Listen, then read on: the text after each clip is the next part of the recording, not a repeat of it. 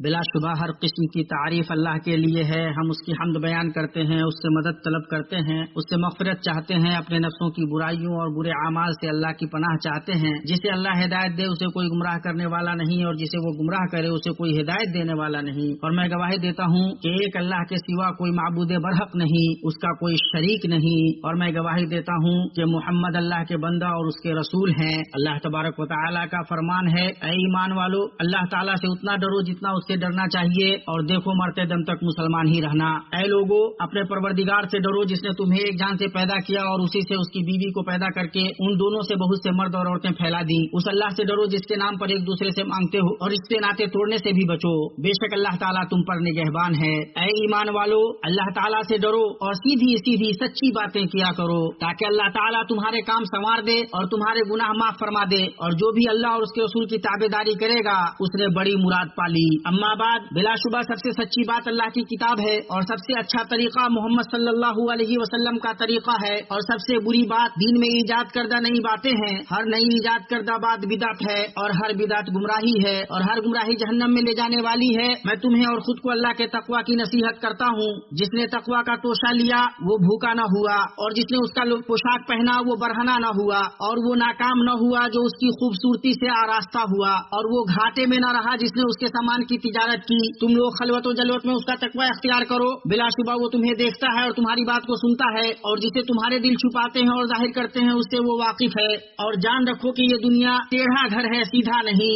غم کا مکان ہے، خوشی کا مکان نہیں. جو اسے جان جائے گا وہ خوشحالی پر اترائے گا نہیں، اور تنگی پر غمگین نہیں ہوگا. اللہ نے اسے آزمائش کا گھر بنایا ہے اور آخرت کو انجام کا گھر بنایا ہے. اس نے دنیا کی آزمائش کو آخرت کی نوازش کے لیے سبب بنایا، اور دنیا کی آزمائش کا آخرت کی نوازش کو بدلہ بنایا. وہ لیتا ہے کہ نوازے اور آزماتا ہے کہ بدلہ دے. مسلمانوں، دین اسلام کے محاسن، عظیم فضائل اور بلند مقاصد میں سے احسان کرنے والے کے لیے احسان اور نیکی کرنے والے کے لیے نیکی کا اعتراف، احسان کا احسان سے بدلہ دینے پر ابھارنا، اور بھلائی کا بھلائی سے بدلہ دینا ہے، جیسا کہ اس کا تقاضا درست عقل، سلیم فطرت اور کریمانہ خصلت کرتی ہے. گزشتہ دنوں نمایاں طور پر برادر ملک سوڈان میں موجود بھائیوں کے ساتھ خادم حرمین شریفین اور عالی مقام امانت دار شہزادے حفظہم اللہ کی قیادت میں حکومت سعودی عرب اور ملک کے تمام متعلقہ ذمہ داران کی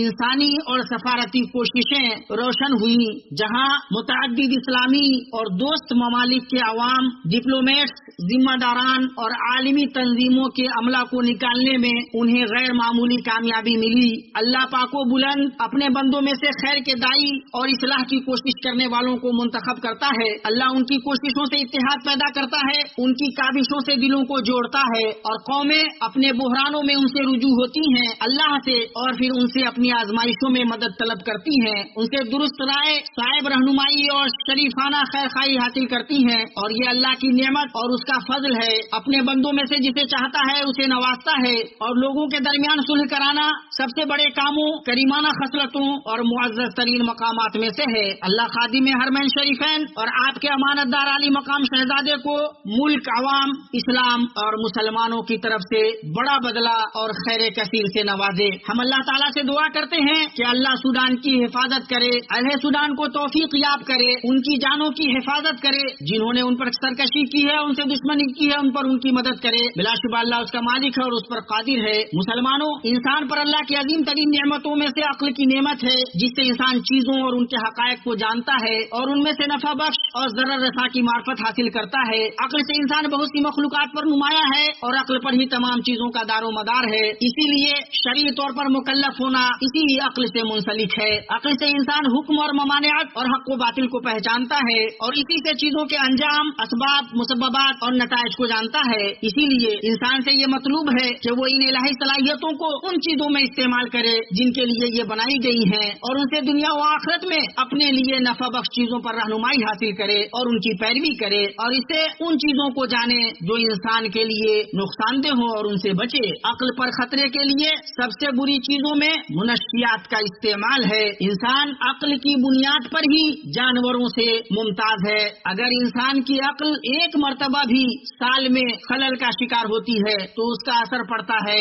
لوگ منشیات کا استعمال کر کے لگاتار اپنی عقلوں کو خلل میں ڈالتے ہیں۔ بعض لوگوں کو کیا ہو گیا ہے کہ وہ اپنے لیے خریدتے ہیں اور استعمال کرتے ہیں ایسی چیز جو ان کی عقلوں کو خلل میں ڈالتی ہے، یعنی وہ منشیات کا استعمال کرتے ہیں۔ کیا ایسا نہیں ہے کہ جب انسان منشیات کا استعمال کرتا ہے تو اپنا ہوش کھو دیتا ہے اور اس پاگل کی طرح ہو جاتا ہے جو کبھی باقی بکتا ہے؟ کبھی تو یہ بھی ہوتا ہے کہ وہ خود اللہ کو یا والدین کو یا رشتے دار کو یا مسلمانوں میں سے کسی کو گالی بکنے لگتا ہے۔ کیا ایسا نہیں ہے کہ جب وہ منشیات کا استعمال کرتا ہے تو وہ نہیں جانتا کہ وہ کیا کر رہا ہے، کیا کہہ رہا ہے؟ وہ حرام کاموں میں پڑ جاتا ہے، مال کو ضائع کرتا ہے، ناحق محترم جانوں کو قتل کرتا ہے، اپنے قریب ترین رشتے دار اور محبوب ترین شخص پر ظلم کرتا ہے اور اسے خبر بھی نہیں رہتی کیونکہ وہ اپنی عقل و شعور سے محروم رہتا ہے۔ کیا یہ منشیات کا استعمال کرنے والا اللہ کے ذکر اور نماز سے اعراض نہیں برتتا تو یہ شخص ان منشیات کا استعمال کب چھوڑے گا؟ یہ سب کے سب جرائم، گناہ اور خطرات ہیں جن کا سبب یہی منشیات ہیں۔ اسی لیے اللہ کی کتاب اور نبی صلی اللہ علیہ وسلم کی سنت میں انہیں حرام قرار دیا گیا ہے۔ ہمارے نئے زمانے میں نئی نشہ آور چیز وہ ہے بعض نباتات اور کیمیکل سے جس کا انکشاف ہوا ہے، جس کی وہی تاثیر ہے جو منشیات کی ہے، ہر چند کے قسمیں جدا ہیں۔ یہ تمام کی تمام پرانی اور نئی قسمیں اور جو بھی نئی قسمیں ہو سکتی ہیں، آئس یا جسے کرسٹل میتھ بھی کہتے ہیں، اور اس قسم کو منشیات کا شیطان کہا جاتا ہے کیونکہ یہ سب سے خطرناک لت ہے جو ادھر آ کر پھیلی ہے۔ اس کے بارے میں ماہرین کہتے ہیں کہ کرسٹل میتھ منشیات کی لت کی صورت کوکین اور حشیش اور بقیہ دوسری منشیات کی لت سے بھی زیادہ تیز ہے۔ یہ جسم اور نفس کی ساخت، اعصابی نظام اور جسم کے بقیہ نظام پر اثر انداز ہوتی ہے۔ اسلام کے دشمن اور مسلمانوں میں سے کمزور ایمان والے مسلم عوام کو اس میں ڈبونا چاہتے ہیں جس سے ان کے نوجوانوں کے بازو کمزور ہو جائیں اور وہ درست راستے سے اور اپنے حنیف دین کو مضبوط تھامنے سے دور ہو جائیں۔ اسی لیے منشیات کے خلاف جنگ اور ان کے انسداد میں مملکت سعودی عرب کی کوششیں پیش ہیں۔ تمام طریقے اور معاون وسائل استعمال کیے جا رہے ہیں کہ ان کا انسداد ہو، انہیں کمزور کیا جائے، بلکہ اس سنگین آفت سے معاشرے کو خالی کیا جائے جو ملک اور اس کے املاک کو ڈھا دیتی ہے۔ اللہ ہمیں اور آپ کو اس سے بچائے۔ منشیات کے انسداد اور اس کے پھیلاؤ کو روکنے کے سلسلے میں یہ توجہ اس طرح بھی ظاہر ہوتی ہے کہ انسداد منشیات کمیٹی کی صدارت عالی مقام شہزادہ محمد بن سلمان نصرہ اللہ فرما رہے ہیں، اور اس سے بھی ظاہر ہوتی ہے جو ہم ان دنوں منشیات اور اس کی نئی صلاحیتوں کے انسداد کے لیے عالی مقام ولی عہد حفظہ اللہ کی نگرانی اور نگہبانی میں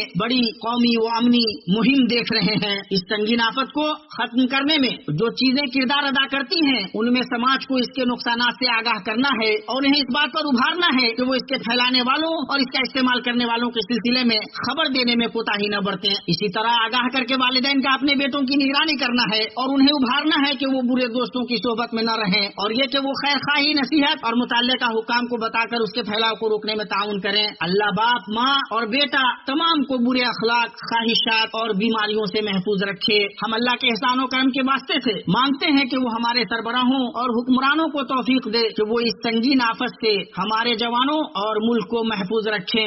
اسی طرح میں اللہ تعالیٰ سے دعا کرتا ہوں کہ وہ ہر جگہ مسلمانوں کے ملکوں کو برائیوں اور گناہوں سے محفوظ رکھے۔ یہ باتیں رہی اور میں اللہ تبارک و تعالیٰ سے اپنے لیے اور آپ کے لیے مغفرت طلب کرتا ہوں۔ آپ بھی اس سے مغفرت طلب کیجیے، بلا شبہ وہ بہت زیادہ بخشنے والا مہربان ہے۔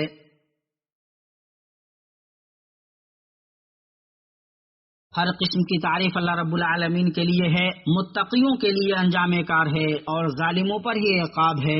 اور درود و سلام نازل ہو اشرف الانبیاء والمرسلین ہمارے نبی محمد اور آپ کی آل و اصحاب پر۔ اما بعد، مسلمانوں، اللہ کا تقوی اختیار کرو اور تمہارے ارد گرد اور دنیا میں جو فتنے، بے چینیاں اور آندھیاں ہیں انہیں دیکھو، ان کے اسباب و محرکات پر غور کرو، پھر اپنے بیچ فرد و جماعت کی حالت پر غور کرو اور اپنے سلسلے میں، امت کے سلسلے میں اور ملک کے سلسلے میں اللہ سے ڈرو۔ اللہ تبارک و تعالیٰ کا فرمان ہے، اور تم ایسے وبال سے بچو کہ جو خاص کر صرف انہی لوگوں پر واقع نہ ہوگا جو تم میں سے ان گناہوں کے مرتکب ہوئے ہیں، اور یہ جان رکھو کہ اللہ سخت سزا دینے والا ہے۔ امت کی سعادت، عزت اور شوکت کا دار و مدار اس کے عقیدہ، اخلاق اور فضائل پر ہے۔ اللہ کے بندو، اور درود بھیجو خوشخبری سنانے والے، ڈرانے والے اور روشن چراغ پر۔ اللہ نے اپنی کتاب مبین میں ہمیں اس کا حکم دیا ہے۔ اللہ تبارک و تعالیٰ کا فرمان ہے، اللہ اور اس کے فرشتے اس نبی پر رحمت بھیجتے ہیں۔ اے ایمان والو، تم بھی ان پر درود بھیجو اور خوب سلام بھی بھیجتے رہا کرو۔ اے اللہ، درود و سلام، برکتیں اور نعمتیں نازل فرما، روشن چہرہ اور تابہ پیشانی والے،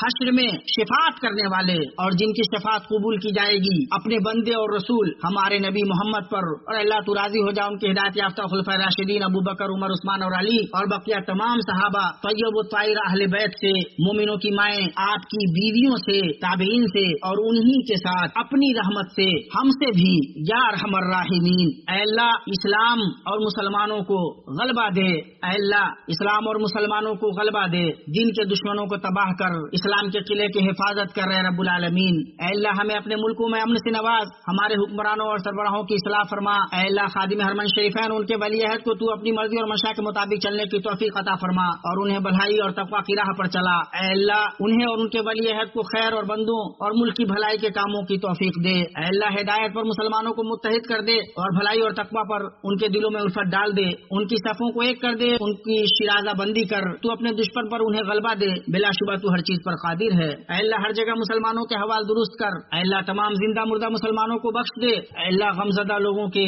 غم ختم کر، قرض داروں کے قرض ادا کر اور مسلمانوں کے مریضوں کو شفا دے۔ اے اللہ ہماری مدد کر، ہمیں بارش سے نواز، اے اللہ ہمیں بارش سے نواز، اے اللہ ہم پر بارش کی نعمت برسا، اور اے اللہ تو ہمیں نا امیدوں میں سے نہ بنا۔ اللہ کے بندو بلا شبہ اللہ تمہیں عادل احسان اور رشتہ داروں کو دینے کا حکم دیتا ہے اور تمہیں بے حیائی نافرمانی اور سرکشی سے روکتا ہے، وہ تمہیں نصیحت کرتا ہے تاکہ تم نصیحت حاصل کرو۔ اللہ عظیم کو یاد کرو، وہ تمہیں یاد کرے گا، اس کی نعمتوں پر اس کا شکر بجا لو، وہ تمہیں مزید دے گا، اور اللہ کا ذکر سب سے بڑا ہے اور اللہ جان رہا ہے جو کچھ تم کر رہے ہو۔